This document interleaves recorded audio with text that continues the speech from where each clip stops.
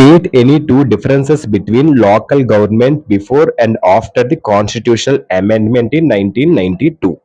ఈ ఆన్సర్ అమ్మా, ఈ ఆన్సర్ ఇప్పుడు నేను ఈ క్వశ్చన్ చెప్పాను కదమ్మా, ఇప్పుడు ఈ క్వశ్చన్ చెప్పాను కదా, ఈ క్వశ్చన్ లో most important words and Telugu meanings ఇప్పుడు మీకు నేను చెప్తాను. ఆ తెలుగు మీనింగ్స్ మీకు వస్తే ఆ ఆన్సర్ మీకు ఈజీగా అర్థమైపోద్ది. ఆల్ వన్ లో ఆన్సర్ తాలూకా వొకాబులరీ నేను చెప్తాను తెలుగు మీనింగ్స్. కానీ ఏ మెటీరియల్ మీరు చదువుకున్నా మాక్సిమం ఈ వర్డ్స్ ఉంటాయి. సో ఈ వర్డ్స్ మీకు తెలిస్తే తెలుగు మీనింగ్ ఇంకా ఈజీగా ఆ ఆన్సర్ అర్థమైపోద్దో క్లారిటీ అనేది మీకు వస్తుంది. టీచర్స్ కి అందరికి ఇది బాగా మీకు యూస్ అవుతుంది. ఓకేనమ్మా, థ్యాంక్ యూ. లోకల్ గవర్నమెంట్ అంటే స్థానిక ప్రభుత్వం. నాట్ కాన్స్టిట్యూయన్షియల్లీ, రాజ్యాంగబద్ధంగా కాదు.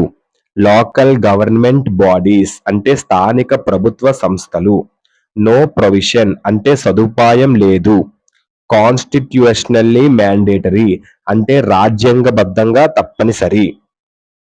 1/3 ఆఫ్ ఆల్ పొజిషన్స్ అంటే అన్ని స్థానాల్లో 1/3 వంతు.